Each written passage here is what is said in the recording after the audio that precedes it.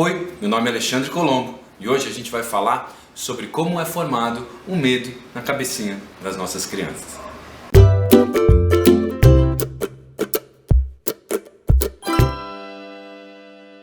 Todos nós temos medos e principalmente as crianças formam esse medo durante a sua primeira infância. E basicamente o que acontece é que quando a gente encontra algo que nós desconhecemos as causas ou desconhecemos o que eles podem gerar em nossas vidas, a gente acaba criando pequenos medos.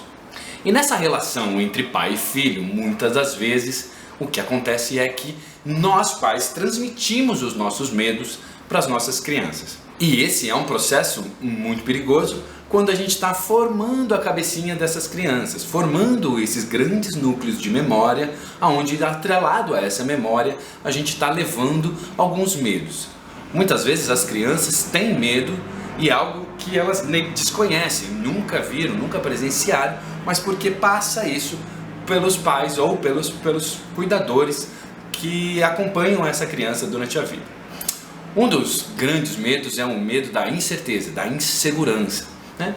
E agora, na volta das aulas, vou dar um exemplo para vocês. Os meus filhos mudaram de escola e um deles teve um medo que ele era indescritível e que nós acabamos não sabendo disso.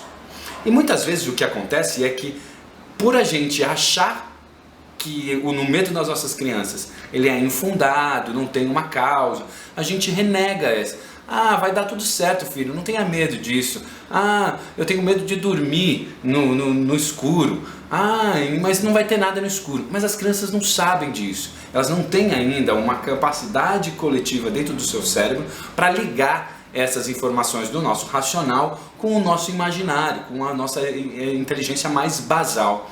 E esses medos surgem e a gente, às vezes, em vez da gente acolher esse medo, a gente fala, isso não é nada, não tenha medo. Mas a criança não consegue fazer essa relação.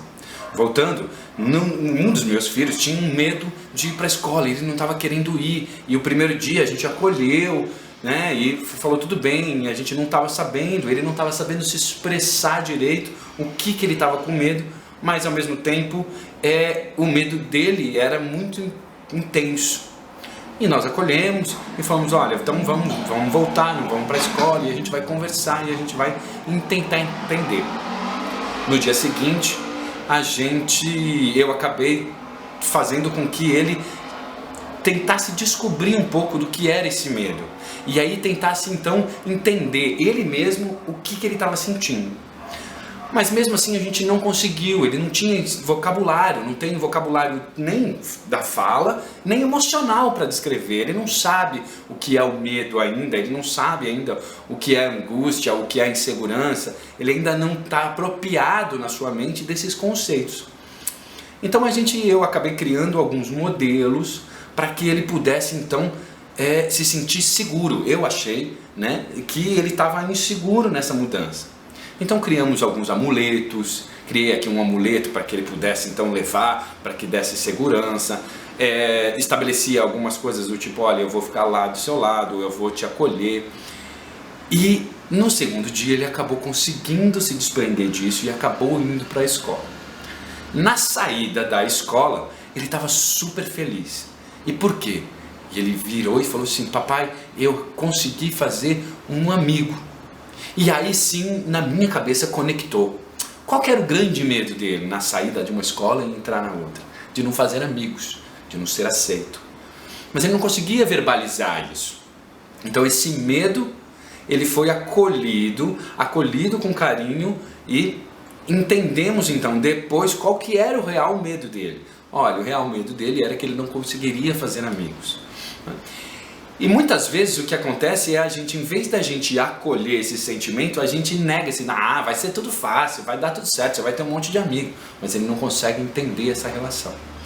Após ele me trazer esse exemplo, a vida dele começou a ser muito mais fácil na saída e na entrada da escola. Porque ele percebeu que ele sim era capaz de superar esse medo e sim ele era capaz de fazer novos amigos. Qual foi a minha estratégia? E eu acho que a gente tem que lidar com todos os nossos medos, principalmente. A primeira é não transmitir os nossos medos. Muitas vezes é difícil a gente não transmitir os nossos medos, porque esses sim estão enraizados. Medo de cachorro, medo de cobra, medo de cair, medo de altura. Isso tudo está no nosso inconsciente, né? E são gatilhos que desencadeiam esses medos e que a gente muitas vezes não consegue controlar isso. E grande parte das vezes a gente passa essa insegurança para os nossos filhos e eles acabam criando esses medos ou desenvolvendo esses medos que são nossos. Então é ficar atento para identificar, você adulto, se o medo é seu ou se o medo é daquela criança. E aí tentar fazer com que ela não passe esse medo.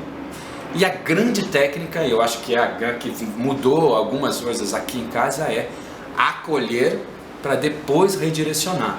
Então acolher, entender, ter empatia de que aquela criança tem mesmo um medo. E para aquela criança, independente do medo, foi um medo de um palito de fósforo, um medo de um cachorro, um medo de ir à escola, ele é genuíno.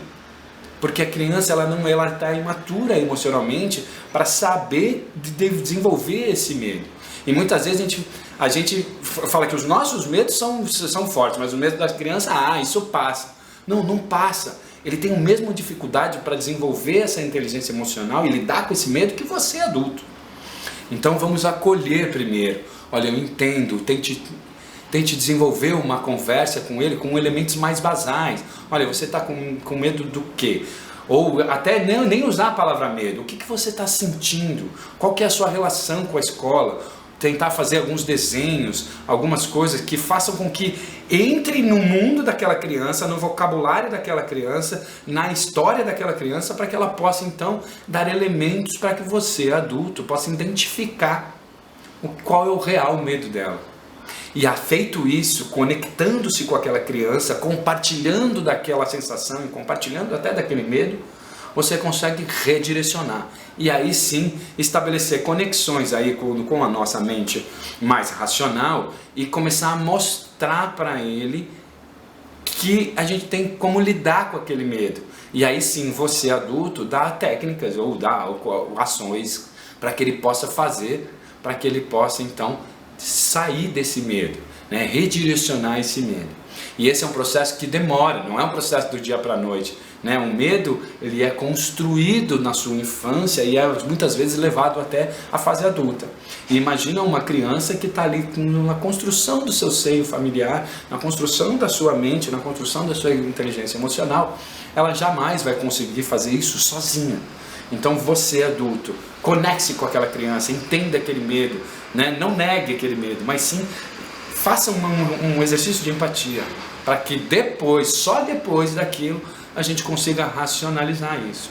Fazer o ao contrário, quase 100% das vezes, esse é um caminho no qual a criança vai se retrair, ela vai se bloquear e ela vai se munir de um escudo, porque ela ainda não consegue racionalizar esse medo. Então conecte-se e depois redirecione essa sensação para que você possa contornar e entender o medo das suas crianças. Muito bem, muito obrigado, fique comigo, beijo nas crianças, não esquece do joinha, de clicar no sininho maroto e nos vemos na semana que vem. Beijo nas crianças, tchau!